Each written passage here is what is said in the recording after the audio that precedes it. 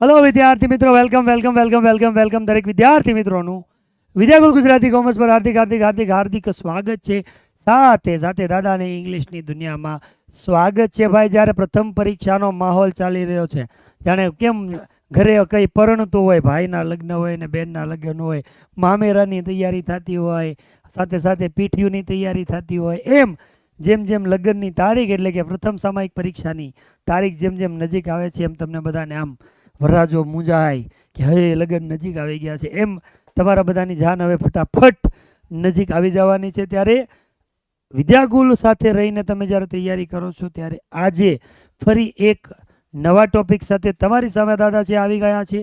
શું લઈને આવ્યા છો? તો આની પહેલાં આપણે ભાઈ અલગ અલગ પ્રકારના ટોપિક છે તમારા સુધી રિવિઝન કરવા માટે લઈને આવ્યા છીએ. આજે સરસ મજાનો ફરી એક ટોપિક ભાઈ સૌથી વિદ્યાર્થી મિત્રો માટે સૌથી જરૂરી, આમ ગણો ને, ગમે એટલું સારું ભણાવો, બરાબર, ગમે એટલી સારી રીતે ભણાવો, પણ જો આઈએમપી ન આપો એટલે સર આઈએમપી આપો, તો બસ એ જ આઈએમપી સરસ મજાને આપવા માટે આજના લેક્ચરમાં આપણે આવી ગયા છીએ. શું ટોપિક રાખ્યો છે આજે આપણે ભાઈ? તો આજનો ટોપિક આપણે રાખ્યો છે ભાઈ મોસ્ટ આઈએમપી એસેસ. ભાઈ સ્ટાન્ડર્ડ 12th 12મા ધોરણની અંદર તમે ભણો છો.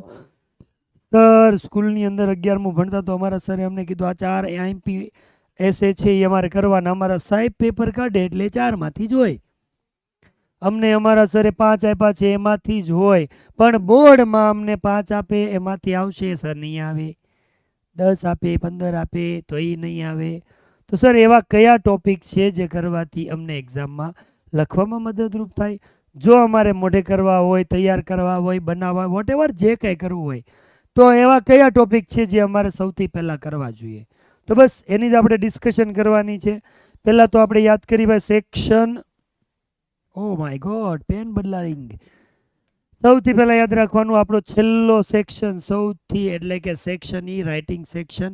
એની અંદર પહેલો સવાલ તમારે ઇન્ફોર્મેશન ટ્રાન્સફર આવે અને બીજો ક્વેશ્ચન તમને પૂછાય છે એસે રાઇટિંગ. આ એસે રાઇટિંગ છે ભાઈ, તમને કેટલા માર્ક અપાવશે? ટોટલ 8 માર્ક અપાવશે, પણ આ તમારી યારે ક્લિયરિટી કરી દઉં, આમાં તમને પૂરા માર્ક્સ નહીં આપે.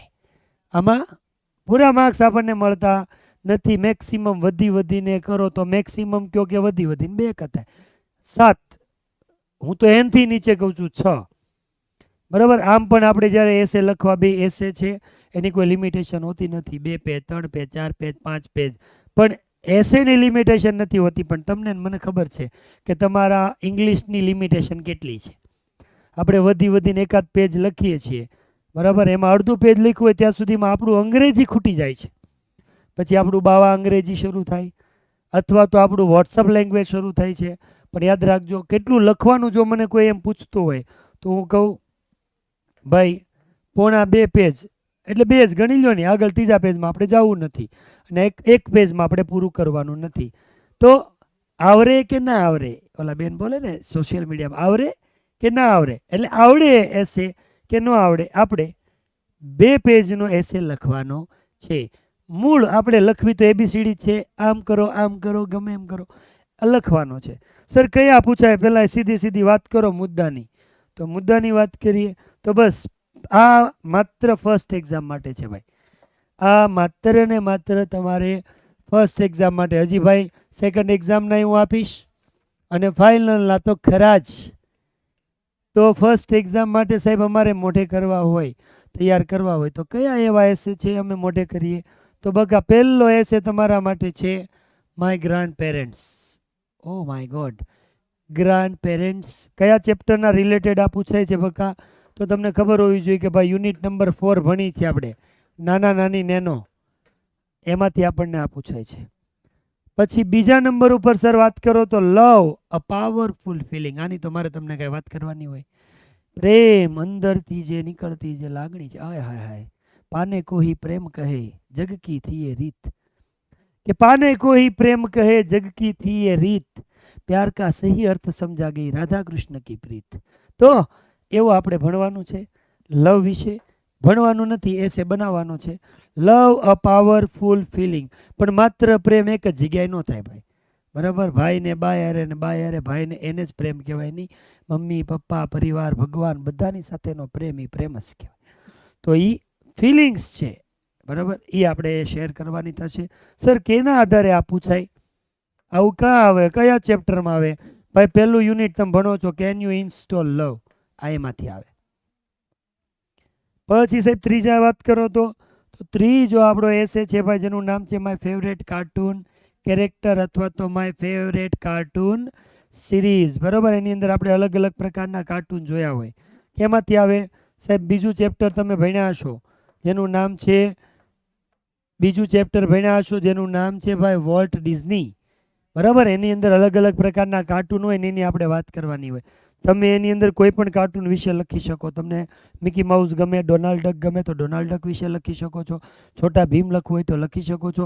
મોટું બદલો, કાલી પેટ મેરે દિમાગ કી બત્તી નહીં જલતી, એના વિશે લખી શકો. શિવા, છોટા ભીમ, તો ને જે મજા આવે એના વિશે લખી શકો. યુનિટ નંબર 2 ની વાત કરીએ અને પછી વાત કરીએ ભાઈ યુનિટ નંબર 3 ની, જેનું નામ છે સ્ટ્રેસ મેનેજમેન્ટ.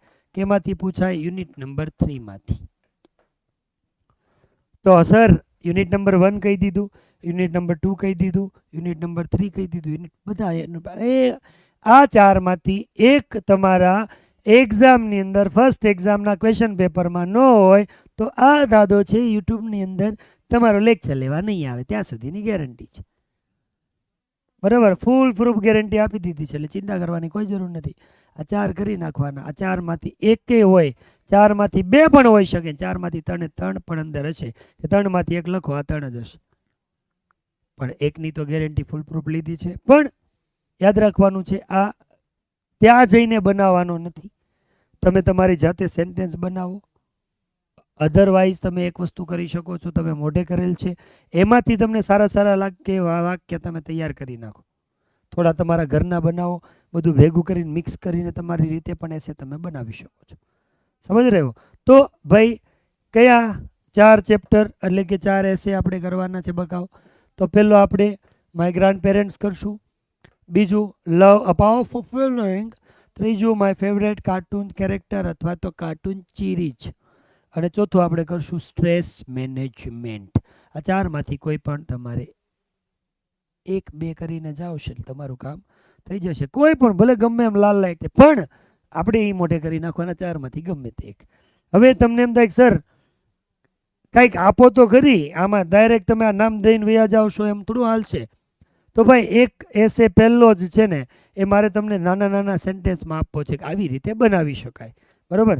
જો કયો?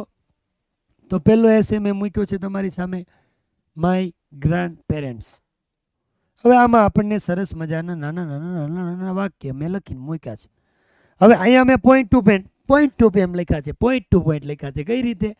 પણ તમારે પોઈન્ટ ટુ પોઈન્ટ લખવાના નથી, તમારે પેરેગ્રાફના સ્વરૂપમાં લખવાના, બરાબર. અને મારે સાહેબ ઝૂમ કરવું હોય તો થાય આમ ચાલુમાં? મને કદાચ કંઈ કે શીખવાડ્યું હતું, મોડમાં જવાનું, પછી ટીચિંગમાં જવાનું, કેમ પણ મને હા ટેકનોલોજીનો તો હું ખેરખા થઈ ગયો છું.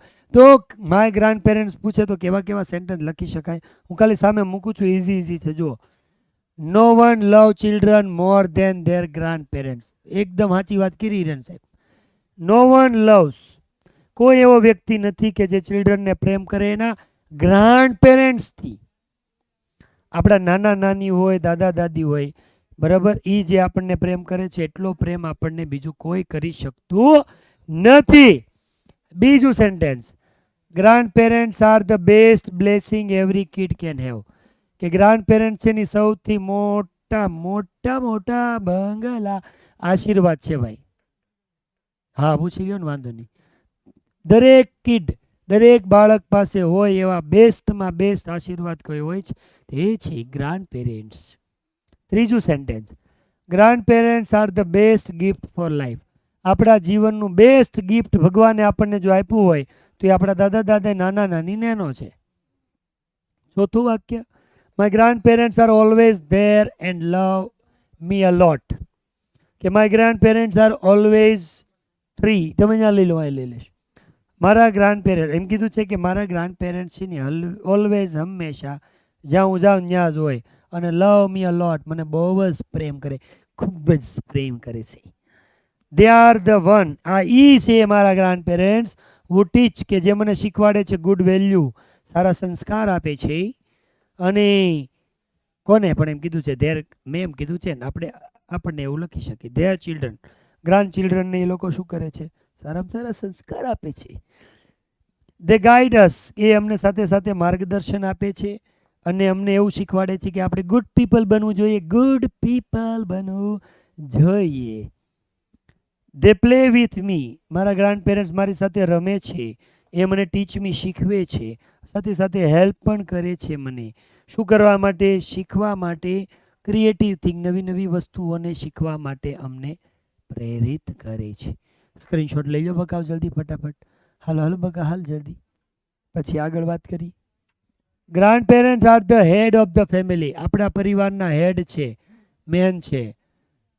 And are the decision maker of a family, અને પરિવારના ડિસિઝન મેકર, જ્યારે નિર્ણય લેવાનો હોય ને ત્યારે નિર્ણય પેરેન્ટ્સ ગ્રાન્ડ પેરેન્ટ્સને લઈને લે. આપણા મમ્મી પપ્પા છે એ ભલે વડીલ થઈ ગયા હોય, વૃદ્ધ થઈ ગયા હોય, પણ આપણા દાદા દાદીને પૂછે, એકવાર નાના નાનીને પૂછે. સમટાઈમ, કેટલીક વાર મારા ગ્રાન્ડ પેરેન્ટ્સ કુક, એટલે રસોઈ પણ બનાવે છે મારા માટે. એન્ડ ટેક મી આઉટ, અને મને બહાર લઈ જાય છે પાર્કમાં, when my parents are busy. મારા મમ્મી પપ્પા બિઝી હોય ને ત્યારે મારા ગ્રાન્ડ પેરેન્ટ્સ મને બહાર લઈ જાય, એ મારા માટે રસોઈ બનાવે. રસોઈ નાની બનાવે કે દાદી બનાવે? બહાર રખડવા કોણ લઈ જાય? દાદા, નાના. My grandparents help me brush and read bedtime story, brush કરવામાં મદદ, નાના હોય તો, તમે તો મોટા થઈ ગયા પણ તોય કંઈ પણ કામમાં. અને જ્યારે હુવાનું હોય ત્યારે bedtime story, bedtime એટલે ખરાબ ટાઈમ નહીં, હુવાના સમયે અમને સ્ટોરી કે વાર્તા કે, પરીઓની વાર્તા કે. પરીઓ, પરેશ છોકરો છે એ પરીઓ નહીં, પરીઓની વાર્તા, પરીઓ. My grandparents are the ones, આ મારા ગ્રાન્ડ પેરેન્ટ્સ એ છે જે મોસ્ટ વરીડ, બહુ વધારે ચિંતા કરે છે, વેન આઈ એમ હર્ટ ઓર સિક, મને કંઈક દુઃખ આવે, હું કંઈક બીમાર પડું ત્યારે સૌથી વધારે ચિંતા કરવાવાળા મારા નાના નાની, દાદા દાદી. દે ઇન્સ્પાયર મી, મને એ પ્રેરણા આપે છે કે હું બીકમ એટલે બની જાઉં સારો માણસ. And teach me to help other, એને એવું શીખવાડે છે કે આપણે બીજાને મદદ કરવી જોઈએ. આઈ એમ લકી ટુ હેવ સચ લવિંગ એન્ડ કેરિંગ ગ્રાન્ડફાધર, હું મારી જાતને લકી ને નસીબદાર માનું છું કે એવા પ્રેમાળ અને કાળજી લેવાવાળા ગ્રાન્ડ પેરેન્ટ્સ મને મળ્યા છે. સ્ક્રીનશોટ લઈ લો ને બકા, લઈ લો, આવું શોર્ટમાં નહીં મળે તમને ક્યાંય. પછી not only me but my grandparents also love to play with my friends and read story with us. Grand parents ખાલી મને નો પ્રેમ કરે, મારા ફ્રેન્ડ્સ છે એની સાથે રમે, એની સાથે પ્રેમ કરે છે. ઓન વીકેન્ડ, જ્યારે રજા હોય ને ત્યારે my parents, grand parents and I go to picnic and have a lot of fun. હું, મારા દાદા દાદી, મારા મમ્મી પપ્પા બધા અમે વીકેન્ડમાં રજામાં ફરવા જઈ, પિકનિક કરવા. My grandparents are the once, મારા ગ્રાન્ડ પેરેન્ટ્સ એ છે. આ વાક્ય આવી ગયું છે એટલે આને બીજી વાર નહીં લઈ. આય આવી ગયું છે એટલે આને આપણે નહીં લઈએ. I am lucky grandparents are also, આ નથી એટલે આ નહીં આવે. તો grandparents are also one of the key person.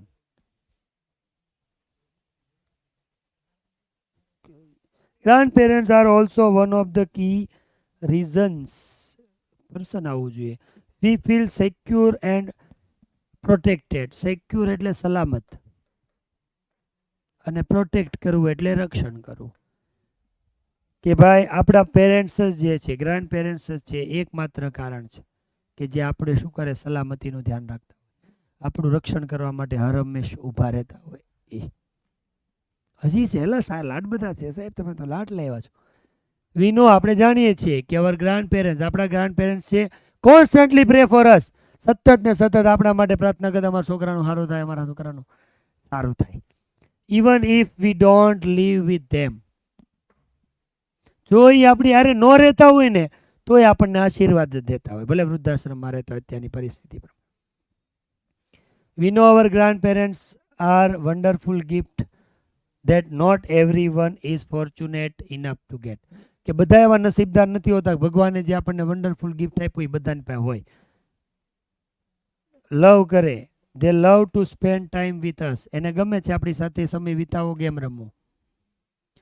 They might ટીચ અસ, કદાચ આપણને એ પણ શીખવે છે કે how to cook or to special thing, નવી નવી વસ્તુ બનાવવી, કંઈ પણ કરવું હોય, રસોઈ બનાવવી, એ આપણને શીખવાડે.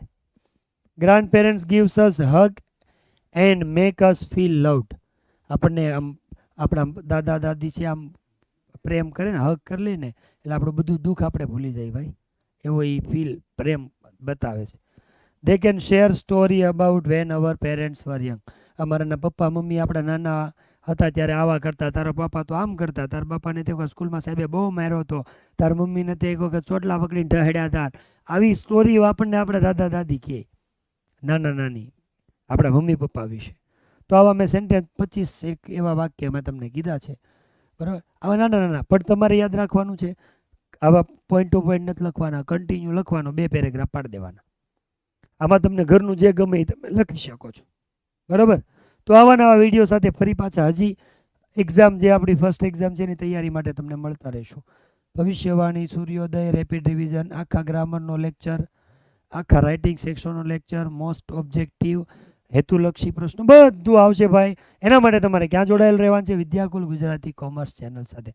જો આ એસે જે સમજાયો, IMP આઈમાં મજા આવી હોય તો દાદુ કે જાદુ, દાદુ કા જાદુ અથવા દાદા કા વાદા કમેન્ટની અંદર લખી દેશો. ફરી મળીએ છીએ નવા લેક્ચર સાથે, ત્યાં સુધી દાદાને રજા આપો. ટાટા બાબાઈ, જય શ્રી કૃષ્ણ, હર હર મહાદેવ, રાધે રાધે.